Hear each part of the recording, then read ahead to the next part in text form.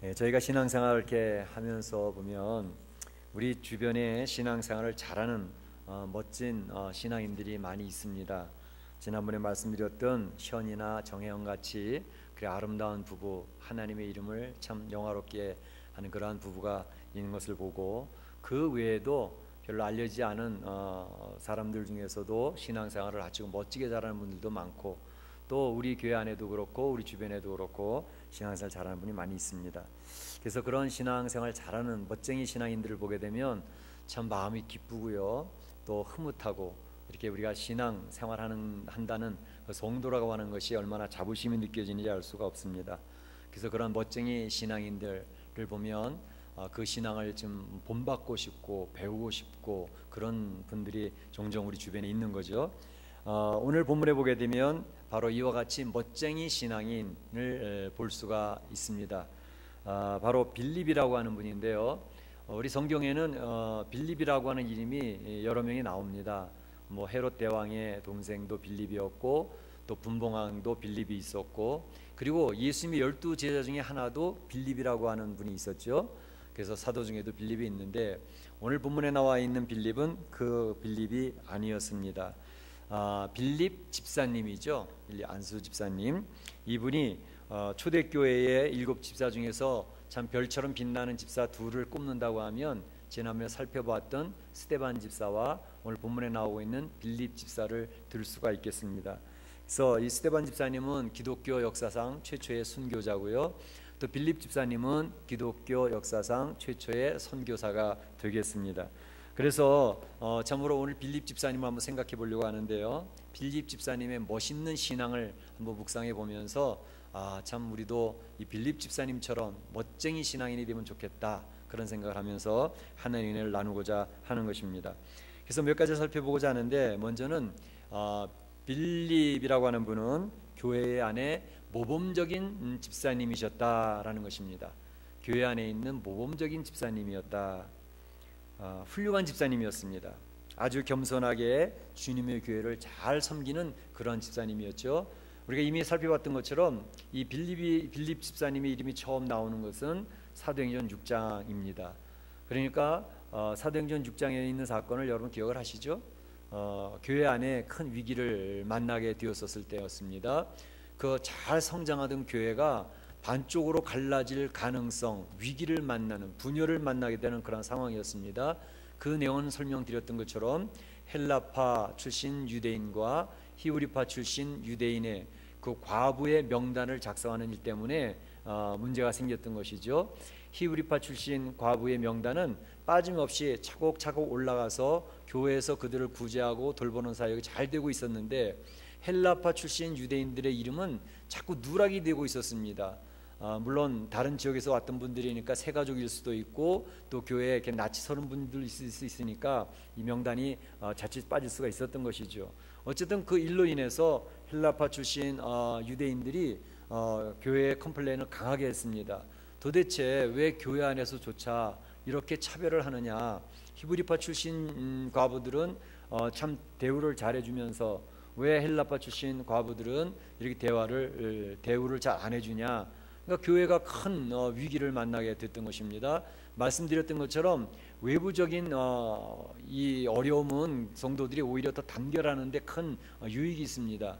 그래서 잘 이겨내기도 합니다. 그러나 참 처참하게 무너지는 것은 교회 안에 분열이 생겼을 때, 교회 안에 갈등이 생겼을 때, 교회 안에서 스스로 무너져 버리는 것은 이거는 막을 도리가 거의 없습니다. 그렇기 때문에 참 굉장히 위기를 만났던 상황인데, 그 예루살렘 교회는 행정조직을 새롭게 개편해서 7명의 안수 집사님을 세우지요. 그래서 7명의 안수 집사님을 세워서 행정체계가 잘 돌아갈 수 있도록, 사도들이 고백하는 것이, 야, 갑자기 성도들이 늘어나고 하니까 우리의 손길이 제대로 닿지 않아서 이런 허점이 보이게 되어졌다. 그러니까 귀한 일꾼들을 뽑아서 그분들에게 우리가 하던 일을 위임을 해서 그분들이 그 일을 잘 감당하도록 그렇게 하자. 그래서 맡겨져서 그분들이 일을 감당하게 되어졌던 것이죠.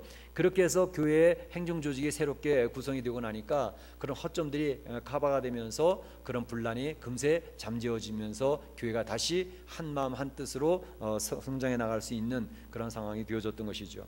그때 바로 7명의 집사를 뽑는 중에 이제 스데반 집사님이 제일 처음에 이름은 나오고 두 번째로 이름이 나왔던 것이 빌립 집사님이었습니다. 그러니까 이분들이 하는 일은 아까도 설명드린 것처럼 맡겨진 일이 구제하는 일이 초점이었습니다. 교회 재정적인 것을 이제 감당을 하면서 구제 헌금을 모으는 일이나 또 모아진 헌금을 리스트를 작성을 해서 어떻게 분배를 하는지, 그래서 교회 안에 있는 어떤 갈등과 이런 조정 작업을 하는 일을 그 안수 집사님들이 하게 되어졌던 것이죠. 이 일은 사실은 그 쉬운 일이 아닙니다. 굉장히 골치 아픈 일입니다. 그냥 뭐 50명, 100명 모이는 그 정도가 아니라 벌써 몇 천 명이 넘어가니까 그 일들을 감당하는 것이 7명이 뽑혀졌다 할지라도 굉장히 일이 많았던 것이고, 또 그것을 조정하고 정리해 나가는 것이 굉장히 쉽지가 않았습니다. 그래서 이 일이 굉장히 별로 인기도 별로 없지요. 자칫 잘못하면 욕이나 먹지, 그렇게 잘했다고 칭찬받는 그런 일들이 아니었거든요. 그런데도 서로 모든 사람이 별로 이렇게 감당하기 어려운 일이었지만 이분들은 그 귀찮은 일들을 기쁨으로 잘 감당을 했습니다. 그래서 참 말없이 또 이름 없이 또 보이지 않게 사람들 밑에서 수고하고 섬기는 일을 통해서 예루살렘 교회를 안정화시키는데 큰 일을 감당을 하게 되었던 것이죠. 바로 이런 일들을 잘 감당할 수 있었던 것은 먼저 이제 7 집사님이 이렇게 뽑혀진 어떤 그 자격을 보게 되면 이분들이 그러할 만하겠다라는 생각이 드는 것은 그 7 집사님을 뽑을 때 자격으로 몇 가지 내세웠던 게 있었죠.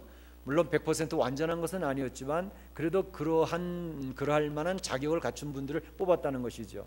어떤 분이었습니까? 제가 3가지를 설명을 해드렸었는데, 첫째는 성령이 충만한 사람, 두 번째는 지혜가 충만한 사람, 그리고 세 번째는 칭찬받는 사람들 중에서 7 집사님을 선택하라, 이렇게 얘기를 했거든요. 그래서 그 내용들이 무엇인가를 잠깐 설명해 드렸었습니다. 그러니까 성령이 충만하다는 것은 성령 충만, 성도들이 신앙생활하면서 모두가 성령 충만한 신앙생활을 하고 싶지, 성령 충만하지 않은 신앙생활을 하고 싶어하는 성도들은 아무도 없거든요. 그래서 성령 충만한 비결은 어디서 오느냐? 그것은 기도로부터 연결되어진다는 것을 말씀을 드렸습니다. 그러니까 마가의 다락방에 성령이 강림하고 그들이 성령 충만해서 놀라운 역사가 나타나기 시작했던 것은 그들이 전심전력 기도하는 가운데 성령의 놀라운 역사가 임하게 되어졌다는 것을 분명히 얘기하고 있지 않습니까? 그러니까 우리 신앙생활하면서 성도들이 성령 충만한 신앙생활을 하기를 원한다면 기도의 열심을 품으라는 것입니다. 집에서 골방에서 기도하고 교회에서 공적인 기도 모임에 열심히 참여하시고 기도의 열심을 다하면 거기서 나타나는 것이 성령 충만함이 나타난다는 것이죠. 성령 충만해서 그 삶 속에는 불평과 원망은 사라지고 감사가 고백되어지고 얽히고 설켰던 문제들이 풀어지고 해결되어지고 살아계신 하나님께서 나의 가정을 타치하시고 내 직장의 사업들을 이끌어가시고 하는 그런 모든 것들을 경험하게 되는 것은 성령 충만한 성도들에게 나타나는 특징들입니다. 그러니까 이 성령 충만한 사람 중에서 바로 이 집사님이 뽑혀지게 됐던 것이죠. 그러니까 빌립 집사님은 성령 충만하다는 것을 인정받고 있었던 사람이라는 것입니다. 기도하는 집사님이었다는 것을 이야기하고 있습니다. 지혜가 충만한 사람이라고 하는 것은, 지혜라고 하는 것은 어디에서 오느냐? 이거는 공부 많이 해서 박사학위 2개, 3개 가지고 있는 사람을 지혜롭다고 얘기하지 않습니다. 그냥 아는 게 많은 분이 박사학위를 가진 분들이죠. 지혜라고 하는 것은 그렇지 않습니다. 초등학교밖에 나오지 않은 성도들 중에서도 지혜로운 성도가 얼마나 많은지는 모릅니다.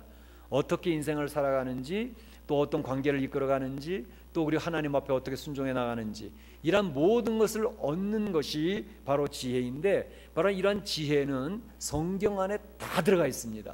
그러니까 초등학교밖에 안 나온 우리 할머니 권사님들도 난 뭐 잘 배우지도 못해서요, 가방끈이 짧아요, 그리고 늘 그게 인사인 권사님들이 계십니다. 그런데 지혜가 엄청나게 뛰어난 그런 권사님들을 저는 자주 봤습니다. 근데 이런 분들은 뭐냐면 하나님의 말씀을 너무 잘 아시는 거예요. 그러니까 하나님 말씀을 가까이 하기 때문에 성경 안에는 하나님께서 어떤 문제가 일어났을 때 어떻게 풀어가야 되는지, 어떤 관계가 틀어졌을 때 어떻게 풀어가야 되는지, 하나님 앞에 문제가 생길 때 어떻게 문제를 해결해 나가야 되는지, 인생을 어떻게 살아가야 되는지, 이런 모든 것이 총망라되어져 있는 것이 성경책입니다. 그 안에서 우리는 지혜를 배울 수가 있는 것이죠. 그러니까 바로 이분이 지혜가 충만했다 하는 것은 하나님의 말씀에 대해서 아주 잘 알고 있었다는 것입니다. 잘 알 뿐만 아니라 그 말씀을 잘 순종하는 사람으로 살아갔다는 것을 이야기하는 거거든요. 그러니까 하나님의 말씀에 순종하게 되어지면 하나님의 역사를 체험하게 됩니다. 하나님의 말씀을 아는 것과 순종하는 것은 다릅니다. 성경 교회를 오랫동안 다녀서 하나님의 말씀을 많이 알아도 많이 알기만 했지 순종하지 아니하면 살아계신 하나님이 체험되지 않습니다. 그러나 하나님 안에서 우리가 배운 말씀, 아는 말씀, 그것을 순종하게 되어지면 하나님께서 나의 삶의 어려운 문제, 참으로 믿음이 묻혀있는 그런 모든 문제들을 풀어주시는 것을 경험하게 되는 거거든요. 그러니까 하나님의 역사는 순종하는 사람들에게 나타나는 것입니다. 그러니까 이 빌립 집사님은 지혜가 충만했다는 것은 하나님의 말씀 앞에 순종하는 성도로 살아갔다는 것을 의미하는 거거든요. 그러니까 그러한 성도였다는 것입니다. 뿐만 아니라 칭찬받는 사람 중에 택하라 했을 때에 분명히 7 집사님들은 그 성도 몇천 명이 되는 그룹 가운데에서 웬만한 원망을 사는 사람이 아니라 사람들 입에 적어도 그 사람을 험하는 그런 사람은 거의 없었다는 것을 이야기합니다. 주변 사람이 볼 때마다 그 사람 그럼 자격이 있지, 될만해, 모두가 구애를 끄떡끄떡 해주는 그러한 인정받는 사람이었다는 것을 의미합니다. 하나님의 교회 일을 감당할 때 이 성도들에게 인정받는 일꾼이 된다는 것은 굉장히 중요합니다. 아무리 능력이 많고 경험이 많고 한다 할지라도 성도들과의 관계 속에서 인정받지 못하면 하나님의 일이 은혜롭게 덕스럽게 되어지지 않습니다. 그러나 좀 능력이 모자르고 좀 부족하다 할지라도 성도들 모두의 입에서 칭찬이 나오는 사람을 일을 맡기면 그분들은 일을 거의 덕스럽게 잘 처리하는 것을 보게 됩니다. 그렇기 때문에 하나님께서는 교회 안에 일꾼을 세울 때에는 사람들에게 칭찬받는 일꾼을 세우라고 하는 것은 굉장히 중요합니다. 왜냐하면 그분들은 사람과 사람과의 관계성에서 이미 검증이 되어졌다는 것을 의미하기 때문에 그렇습니다. 대부분의 문제가 사람이 이 관계에서 실패하는 경우들이 많아서 성공에 이르지 못하는 경우들이 많습니다. 그러나 많이 배우지 못했어도 주변 사람과의 관계에서 성공하는 사람은 대개 성공할 퍼센테이지가 무척 높아집니다. 왜냐하면 모든 하나님의 축복이 하나님으로부터 뚝 떨어질 수도 있지만 그 문제의 모든 해결이나 모든 것이 되어져 나가는 것은 나를 주변에 있는 사람 관계를 통해서 하나님이 공급하시기 때문에 그렇습니다. 하나님께서 주변에 있는 사람들을 통해서 그 관계를 통해서 문제 해결을 해주시고 그 관계를 통해서 그들의 공급 라인을 결정하시고 그 관계를 통해서 하나님께서 그 인생을 이끌어 가시기 때문에 가족 관계나 친구 관계나 친척 관계나 이런 모든 관계에서 성공한 사람, 특별히 교회 안에서 각계각층의 사람들, 서로 다른 가치관을 가지고 서로 다른 성격을 가진 사람들이 교회 안에서 부딪히고 만나면서 거기에서 인정받는 사람이 되었다 하는 것은 그 사람은 이미 주님의 마음을 가지고 관계에서 성공하고 있다는 것을 검증하는 거기 때문에 하나님께서는 교회 안에서 일꾼을 세울 때에는 반드시 관계에서 성공한 사람, 다시 말하면 칭찬받는 사람을 세워서 하나님 일을 맡겨라, 이렇게 이야기를 한 것입니다.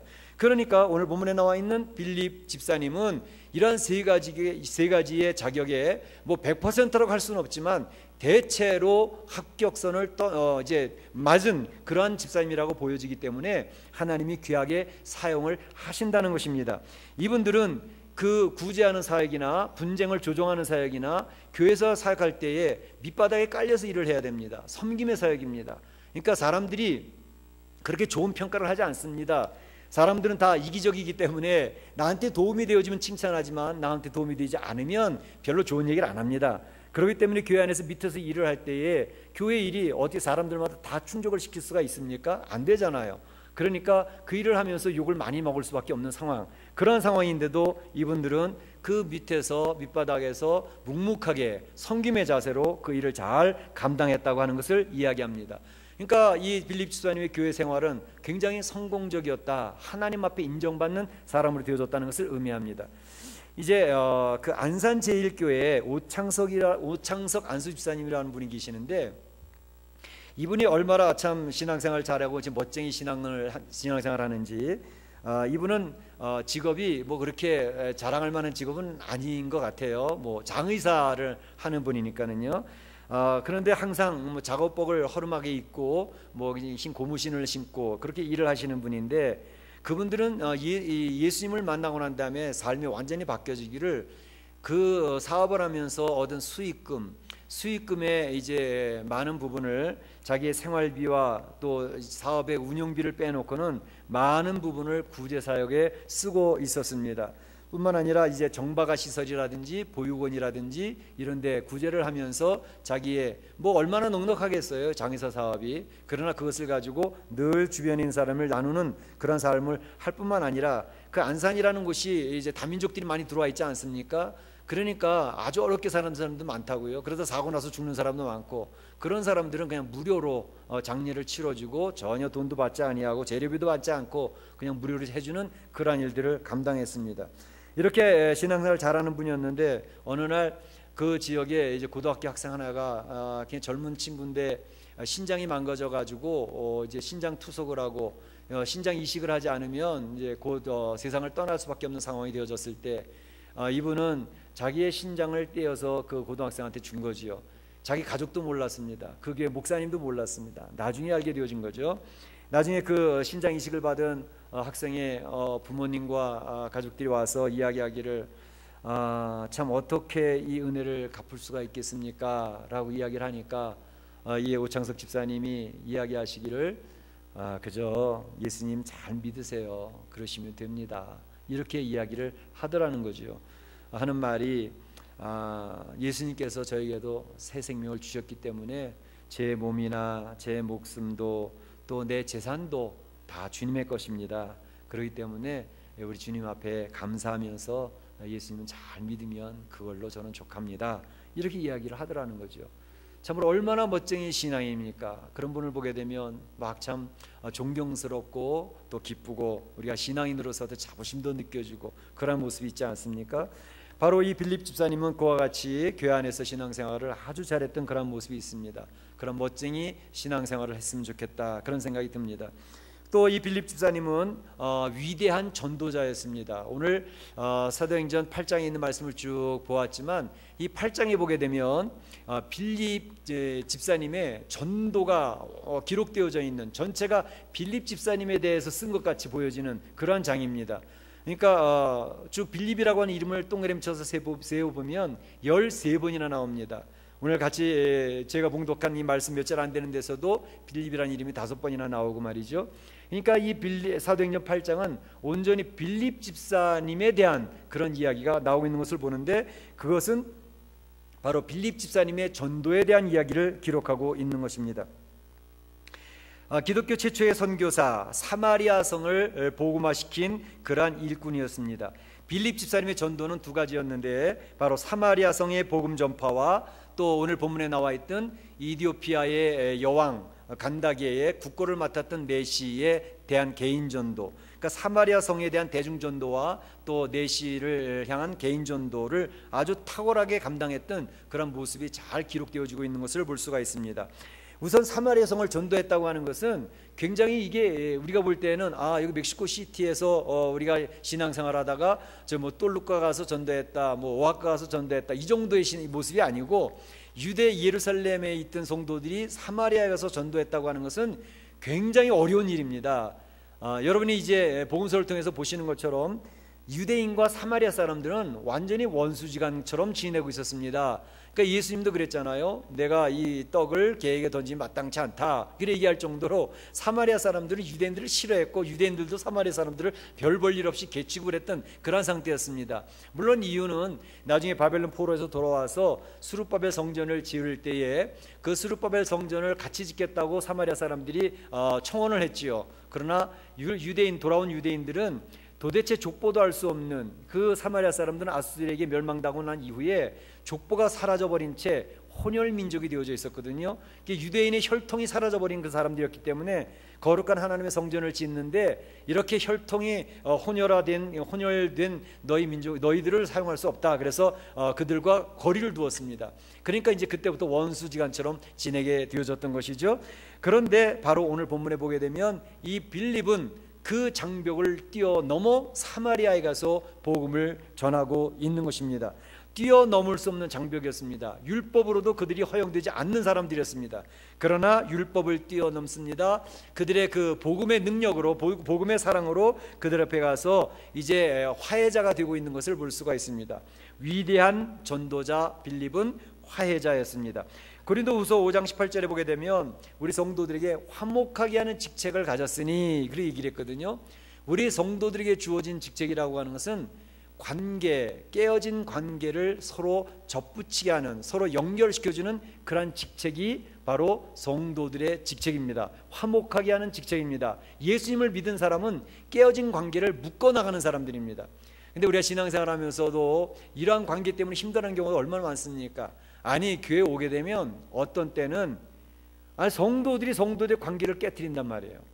그러니까 좋은 말만 좀 해주면 어때요? 그 권사님 참 좋아, 그 집사님 너무너무 좋아, 네가 잘 몰라서 그렇지 굉장히 좋은 분들이야, 나는 너를 위해서 하는 말일 거야.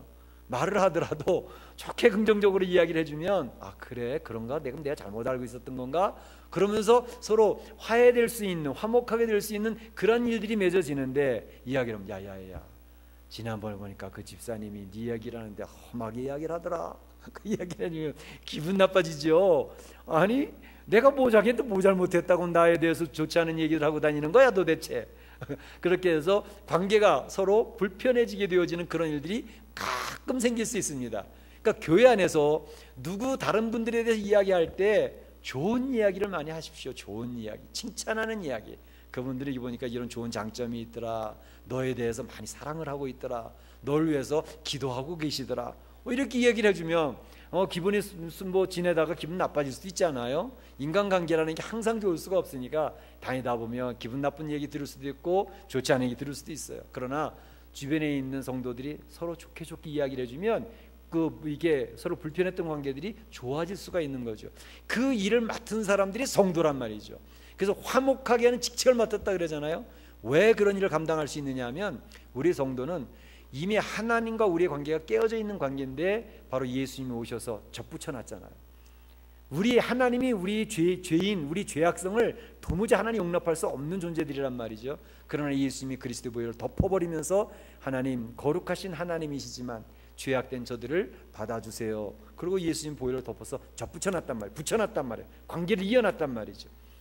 그 관계를 우리가, 그 은혜를 누리는 사람이 성도들이기 때문에 그런 주님 앞에 받아들일 수 없는 내가 받아들여졌다는 사실, 주님의 은혜에 용납되어졌다는 사실을 기억을 한다면 이제 우리가 맡은 사명은 주님이 용납할 수 없는 나를 용납하셨다면, 하나님 용납하셨다면 내 주변에 있는 내가 도무지 용납할 수 없는 철천지 원수 같은 나의 주변에 있는 사람들, 그 사람들을 다시 화목하게 하는, 관계를 회복하게 하는 그런 삶을 살아야 되지 않겠나. 이것은 우리 성도들에게 굉장히 중요한 숙제입니다. 사실 지금 원리는 이야기하기 쉽지만 현장에 가게 되면 굉장히 힘듭니다. 나의 부모님의 재산을 다 가져간 형님 싫죠, 누님 싫죠. 형제들끼리 그래서 싸움 많이 일어납니다. 그런데 예수님을 먼저 믿은 형제가 용납해 나가야 되는 것이죠. 나의 친했던 친구 내 뒤통수를 때렸어요. 그래서 원수가 되었어요.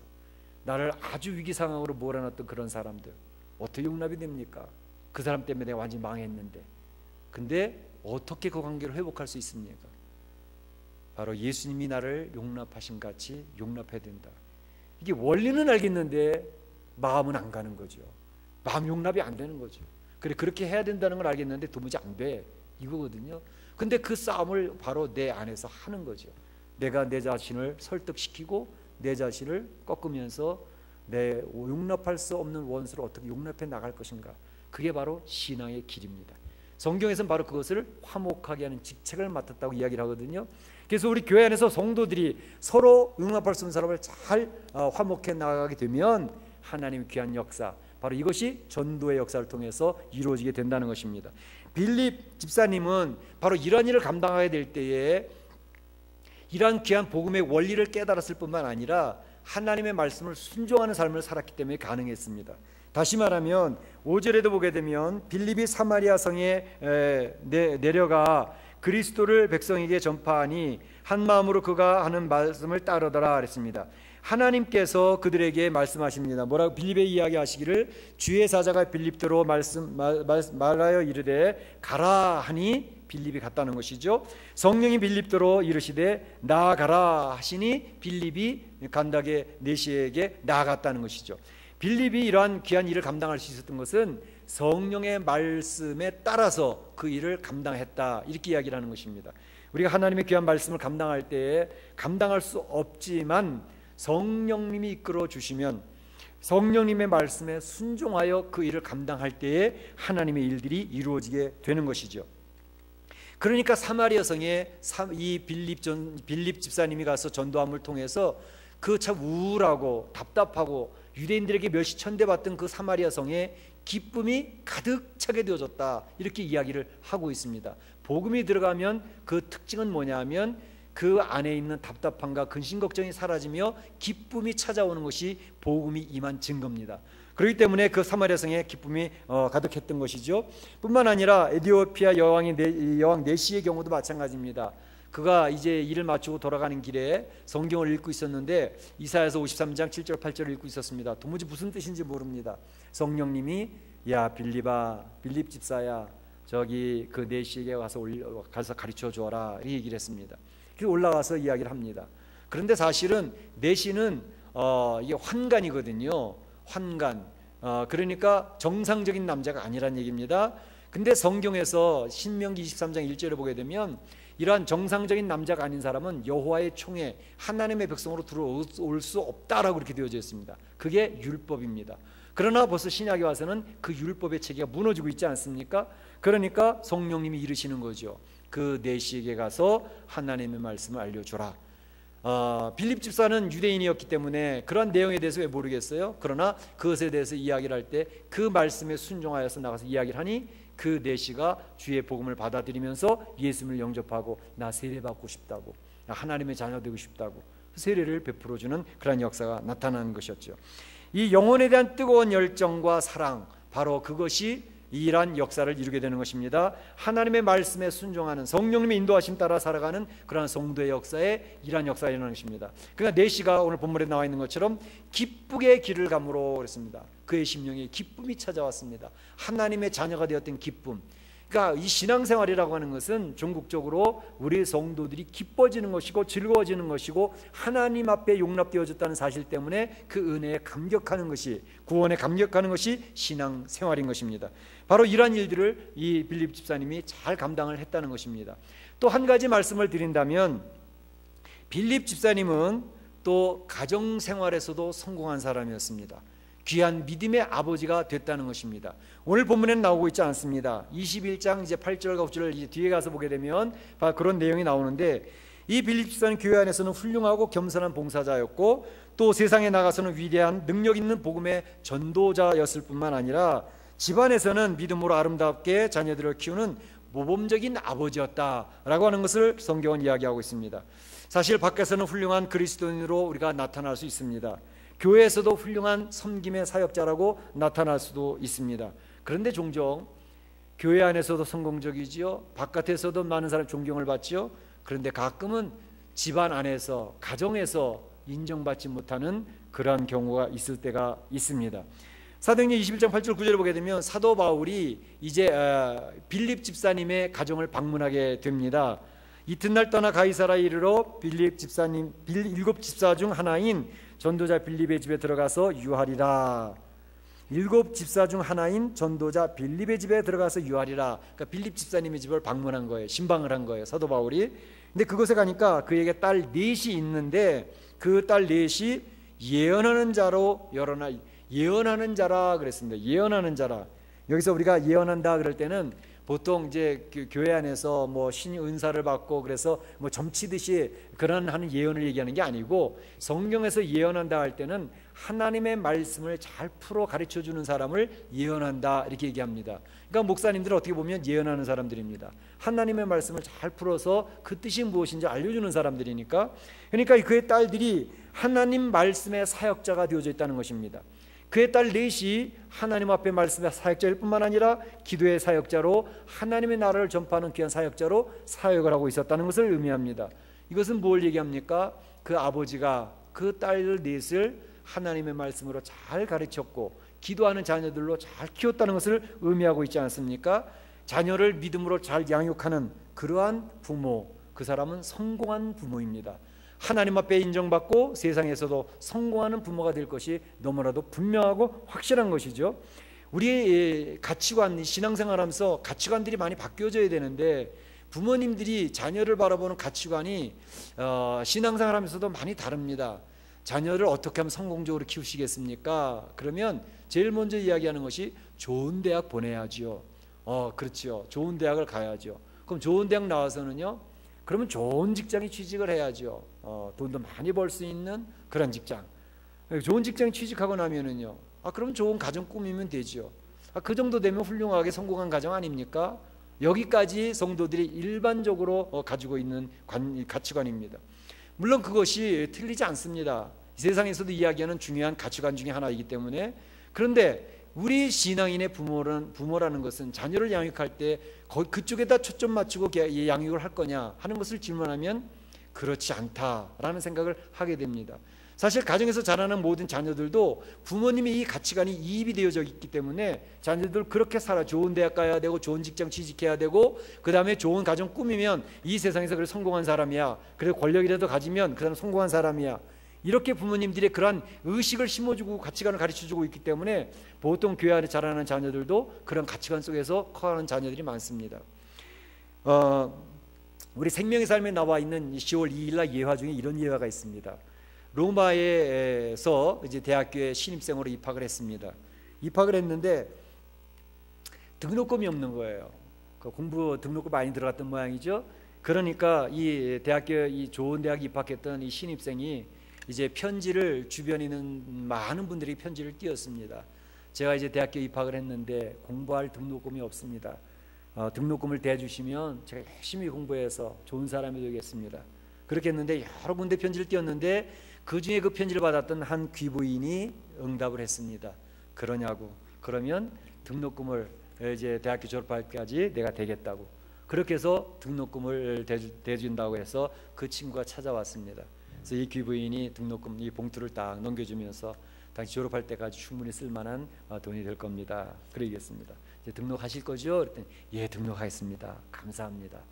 그러면 이제 등록하고 난 뒤에는 어떻게 하시려고요? 그랬더니 열심히 공부하지요. 그래요, 잘해야지요. 그 다음에는요? 그랬더니 이제 대학교 졸업하고 난 다음에 제가 좋은 직장에 취직하도록 그렇게 하겠습니다. 그래요, 좋은 직장에 취직하면 좋겠죠. 그 다음에는요? 제목이 그 다음입니다. 예, 그 다음에는요? 그랬더니 그 다음에 좋은 직장에 들어가고 난 다음에는 좋은 배필을 얻어서 행복한 가정을 꾸미겠습니다. 굉장히 좋죠. 그 다음에는요? 그랬더니 제가 직장에서도 열심히 노력해서 승진해서 또 좋은 자리에 올라가야죠. 그리고 또 그 자리에서 뭐 사회에 좀 기여할 수 있는 그런 삶을 살면 좋을 것 같으네요. 그랬더니 그래요, 잘하셨습니다. 근데 그 다음에는요? 그랬더니 이 친구가 가만히 이제 생각을 해보는 거예요. 머리를 극적 보면서 그 다음에는요? 그 다음에는 제가 나이가 들어서 늙어서 죽겠죠? 그렇게 얘기를 하는 거죠. 그랬더니 이 귀부인이 등록금을 대주는 귀부인이 하는 말이 맞습니다. 인간은 다 이렇게 죽게 되어져 있습니다. 그렇기 때문에 우리 인생이 이 죽음을 향해서 달려가는데 좋은 대학, 좋은 직장, 행복한 가정을 가졌다고 해서 그것이 우리가 성공한 인생일까? 중요한 것은 바로 예수 그리스도를 인격적으로 만나야 우리의 영혼의 갈증이 풀어집니다. 우리 인생의 행복함은 예수님을 인격적으로 만나서 주님의 사랑을 느끼고 그 안에서 살아갈 때에 비로소 우리 인생은 성공한 인생이 되는 것입니다. 그래서 그 친구가 그때 깨닫고 이제 예수님을 잘 믿었다 그럽니다. 그리고 나중에 그 대학에 성공한 사람이 되어서 그 대학 벽면에 그 다음에는 이라고 하는 퀘스천 마크를 붙여놨다는 거죠. 이런 일화가 있습니다. 그러니까 우리 인생을 살아가면서 우리 인생의 가치관이 어떻게 정립되어져 있나는 것은 굉장히 중요합니다. 한 가정에서 여러분들이 엄마 아빠로 자녀들을 키우고 있습니다. 또 자녀들이 어떠한 가치관을 가지고 살아갈 것인가 하는 것을 심어줄 분들은 우리 부모의 책임입니다. 또 나도 이 세상을 어떻게 살아갈 것인가 하는 것을 다시 한번 점검해 보는 것은 굉장히 중요한 일이라고 생각이 됩니다. 오늘 본문에 나와 있는 빌립 집사님은 이렇게 멋지게 살아가는 사람입니다. 교회에서는 겸손한 섬김의 봉사자로 살아갔습니다. 기도 열심히 해서 성령 충만한 사람이 되어졌고 하나님 말씀 순종해서 지혜 충만한 사람으로 살아졌고 많은 사람 관계 속에서 적어도 고개를 절레절레 흔드는 그런 관계가 아닌 사람들의 이 끄떡끄떡하는 칭찬받는 관계로 성공한 사람이었습니다. 또 세상에서의 삶에서도 그에게도 가정이 있었죠. 그에게 왜 직장이 없었겠습니까? 그러나 그의 본업은 예수님을 증거하는 일을 본업으로 삼았고 그의 직장은 부업이 되어져서 하나님 나라를 확장하는 일을 그 인생의 굉장히 귀중한 일로 살아갔다는 것입니다. 그의 가정생활에서도 성공했습니다. 자녀들을 하나님의 사람들로 살아갈 수 있도록 양육했다고 하는 사실입니다. 얼마나 멋진 신앙입니까? 참으로 바라기는 우리도 이렇게 멋진 신앙이 되어지기를 소원합니다. 멋진 신앙인이 되어지기를 축원합니다. 축복합니다. 한번 오늘 빌립 집사님을 생각하면서 묵상하시는 가운데 하나님, 우리가 이 인생 한번 살아가는데 멋진 신앙인으로 살아갈 수 있도록 힘을 주세요. 기도하면서 오늘도 하나님 안에서 승리하실 수 있기를 바랍니다. 다시 기도하겠습니다.